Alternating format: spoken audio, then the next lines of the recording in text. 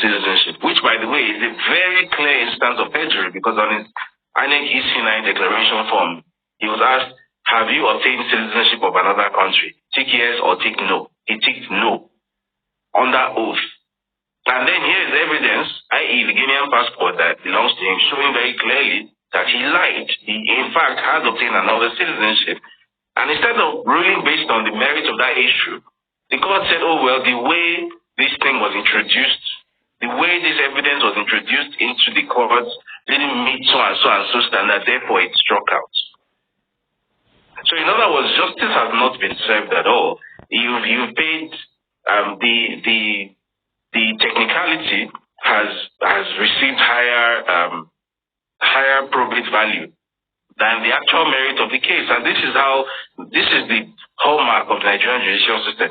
If that were to happen in the UK or in the US, or maybe that's even too far, let's even use countries we can even benchmark ourselves with, like Brazil, South Africa, Pakistan, Indonesia, right? If such a thing were to have happened in such countries, I think you'll find that the judges would have said, well, whether or not there is a technical issue, a minor technical issue here or not, the merit far outweighs that minor technical issue. And by the way, that is very much a principle in jurisprudence, pretty much everywhere in the world, that where there are minor technical issues that could potentially be used to create issues within a case, the judge actually has it's at the discretion of the judge to assign priority to the merits of the case over the technicality, right? The judges actually have that power. But in the Nigerian justice system, the judges will never exercise that power. All they will rather say is technicality comes first.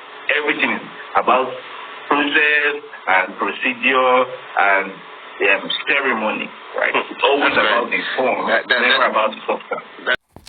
One thing I know is that no matter how you try to manipulate the system, manipulate everybody and all of that, even at the end of the day, you are trying to, it seems that you are getting away with all of those things.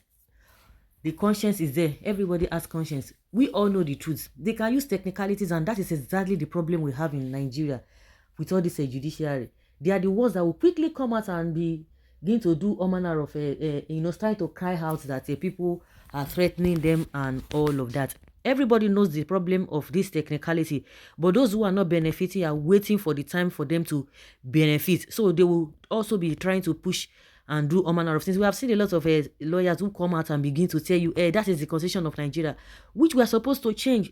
With this constitution, with all these things, we go nowhere. We go nowhere. And the supporters, majority of them are aware that, yes, this man is corrupt. There's no doubt about it. You can tell us that which court has done this, which court has not done this. It's a simple thing. If your hands are clean, I see no reason why you'll be telling them to block not to release this thing that you have boasted about, because they believe that everybody is a fool. Just like one of the statements made by David Ndeyin, that Tinubu all this while has been like, oh yes, everybody is a fool, is the one who is this and that. And the whole thing is it's not just going anywhere, because there's something wrong about him. And at the end of the day, the system has already made it. You have put it there, and the same people still want the country to go better or to perform better. They want good things to come into this country. No, they don't want it. Because with all these bottlenecks, the technicalities, when you see truth, you try to cover it up. You say, oh, the manner to which the case was brought was not the right thing. Not that you don't know that there's a case of a fraud or perjury, or whichever way you want to put it. What are we talking about? When we talk about the youth are the leaders of tomorrow, majority of the youth are so corrupt. They have learned the bad thing, thinking that there's nowhere in the world, everywhere is just the same. No, everywhere is not the same. Everywhere is not the same. That is just how Nigeria is supposed to be. But they want the bad thing to continue to thrive, and they still want good things to happen. It doesn't work that way. The people who are on the side of the truth are the ones that they are always intimidating and oppressing. But they themselves that are on the path of the right of evil, there are so many that they try to suppress the people who are saying the truth. And a lot of people have really given up. If I cannot beat them, I join them.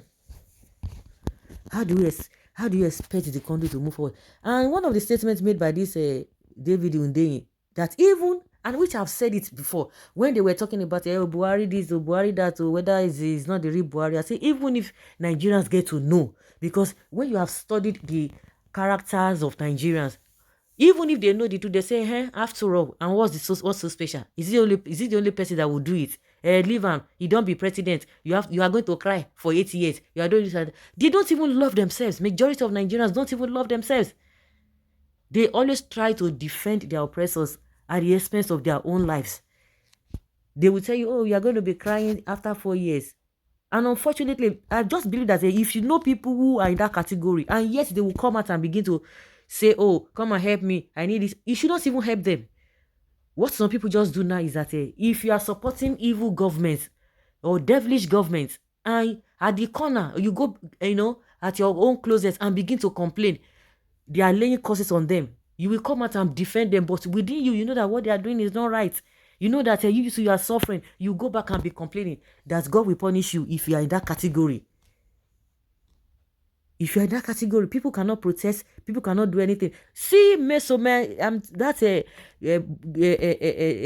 girl that they said she forged jam results. Police did not come. DSS was not involved. Just within the government setting, they quickly, set up a 2-panel or 5-man panel and all of that. Before they got the ODC. They didn't even do any form of investigation, or maybe, from the law enforcement agency. But the people from the government, they did everything, and they just got the result or the outcome of what happened or what transpired. And they just concluded. Of course, the guy agreed that she did that. But when it comes to all these people that they say they are politically whatever, they are just politically big in terms of stealing and in criminality, you will not hear anything. A case will be going for 8 years, 12 years. I just remember the case of Orji Zokalo. Not that Orji Zokalo did not commit the offense he was convicted for, but because the person who sat on the judgment was not the right person to sit on the judgment, and that was how we can't hear anything till today. The same thing, Tinubu, they said, it was proven that yes, a lie under oath, which is perjury. But at the end of the day, they said, oh, the manner at which the case was brought is the reason why they are not going to do anything about it, and they struck it out. It's unfortunate. So, guys, let's hear your opinion on this.